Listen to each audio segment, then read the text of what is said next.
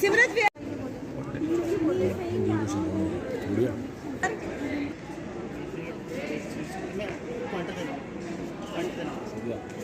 मेरा नाम सिमरत कौर है और हम इंडियन पब्लिक स्कूल के स्टूडेंट्स यहाँ पर हमने एक सेक्टर बताया हुआ है जहाँ पर एक कॉटन इंडस्ट्री आपको विजिबल होगी।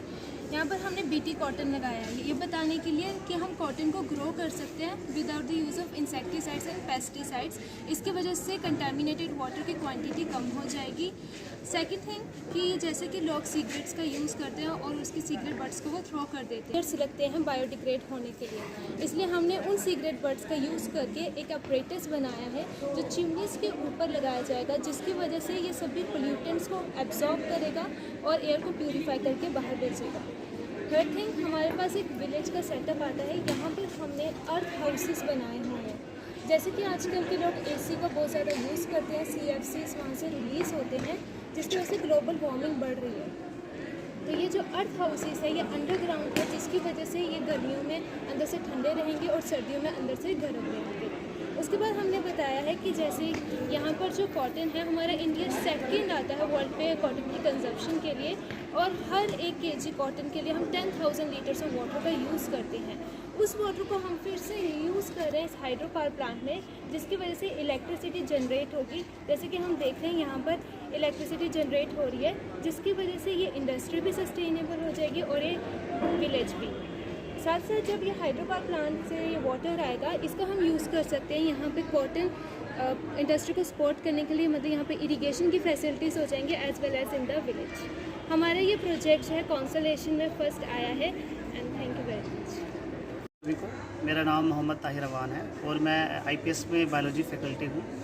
तो सहोदया का जो इस साल एग्जीबिशन था, साइंस फेयर जो लगा था, जिसको स्कीफारी का नाम दिया गया था, इसमें हमारे स्कूल के बच्चों ने पार्टिसिपेट किया। और मुझे ये बताते हुए बहुत ज़्यादा खुशी हो रही है कि ये जो टोटल आइडिया था ये बच्चों का था, जिसमें बच्चों ने बायोलॉजी और फिज़िक्स का यूज़ करके एक सस्टेनेबल सेक्टर की तरफ हम किस तरीके से जा सकते हैं उसका यूज़ करा। एज अ टीचर हमने इन बच्चों को सपोर्ट किया। टेक्निकली टीचर्स स्टूडेंट्स को आइडियाज़ देते हैं, लेकिन यहाँ पे स्टूडेंट्स ने टीचर्स को आइडिया दिए कि सर ऐसे हो सकता है, और उन्होंने उस आइडिया को बहुत अच्छे से इम्प्लीमेंट भी करा और इम्प्लीमेंट करके एक बड़ा ही खूबसूरत यहाँ पे मॉडल रिप्रेजेंट करा। इस मॉडल में देखिए, आप देख सकते हैं कि किस तरीके से एक पर्टिकुलर एरिया में जहाँ पे अभी तक डेवलपमेंट नहीं हो रहे हैं, कुछ जो स्पेशली हिली एरियाज़ हैं, एक डैम के थ्रू प्रोजेक्ट्स को रिप्रेजेंट करके हाइड्रो पावर के थ्रू एक पर्टिकुलर एरिया को इलेक्ट्रिसिटी यहाँ पे इन्होंने प्रोड्यूस करवाई और स्पेशल तरह के हाउसेस भी यहाँ पे बिल्ड करे, ताकि वहाँ के जो रहने वाले लोग हैं उनको भी थोड़ा बहुत इकोनॉमी में हेल्प हो जाए। मुझे ये बताते हुए बहुत ज़्यादा खुशी हो रही है कि ये जो बच्चे हैं ये आने वाले इस देश के साइंटिस्ट की तरह इनका माइंड है, और हमारी भी यही कोशिश है कि आने वाले बच्चों का जो माइंड है उसी तरीके से हम डेवलप करें, उसी तरीके से इनकी सोच हो। प्रॉब्लम ये रहती है हमारे यहाँ पे थोड़ी सी एजुकेशन में कि बच्चों को थ्योरेटिकली ज़्यादा स्ट्रॉन्ग बनाया जाता है, लेकिन साइंस के स्टूडेंट को थ्योरेटिकली नहीं प्रैक्टिकली ज़्यादा स्ट्रॉन्ग रहना चाहिए, तभी एक बच्चा अच्छे से किसी भी साइंस में अच्छे से डेवलप कर सकता है। और हमारा यही मोटिव रहता है कि बच्चे को प्रैक्टिकली ज़्यादा साउंड बनाया जाए, ताकि वो उन चीज़ों को जो पढ़ाई में पढ़ रहा है रियल लाइफ में उनको एग्जीक्यूट कर सके और प्रॉपरली उनको एप्लीकेबल कर सके। सो एक बार फिर से धन्यवाद इन बच्चों का। हमने कंसोलेशन प्राइज़ लिया है और कठुआ में सीनियर्स डिवीज़न में हमारा ही केवल कंसोलेशन प्राइज़ है। मैं इन बच्चों को और स्कूल मैनेजमेंट को बहुत ज़्यादा मुबारकबाद देता हूँ। Thank you so much. It is a moment of extreme pride and pleasure for Indian Public School Kathua that our students has represented 2 projects at Inter-School Science Exhibition at Sahodaya, wherein more than 30 schools participated and we have won first consolation over there.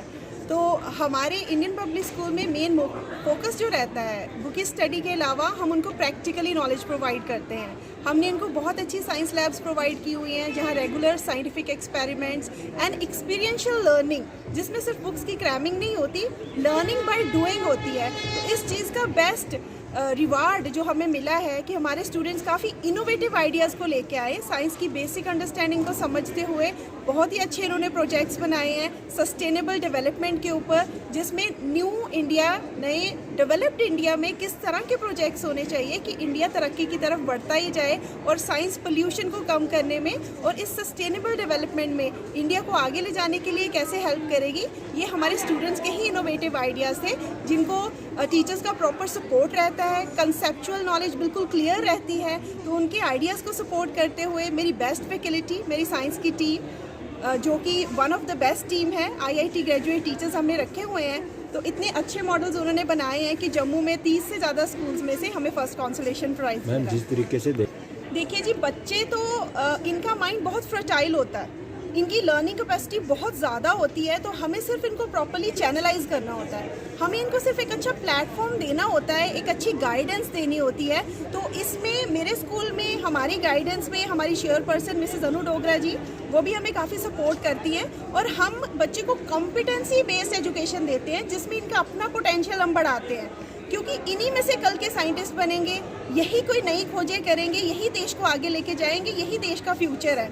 तो जिधर तक हमारे school का question आता है, हमारी तरफ से फैसिलिटीज़ होती हैं, we give them laboratory facilities, properly equipped इनको लैब्स दी हुई हैं, हमारे टीचर्स काफ़ी अच्छा गाइड करते हैं। What to talk much about myself और my school on my own, it's a proven fact now in front of you कि जम्मू लेवल पे एक अच्छा काम किया जा रहा है। जैसे कि आई विल से जो ह्यूमन रिसोर्स कैपिटल है ये काफ़ी अच्छी है, काफ़ी इनका पोटेंशियल काफ़ी अच्छा है, काफ़ी फर्टाइल माइंड है, हमारी यहाँ की एजुकेशन भी अच्छी है। सिर्फ इनको एक अपॉर्चुनिटी की ज़रूरत है, अच्छी गाइडेंस की ज़रूरत है।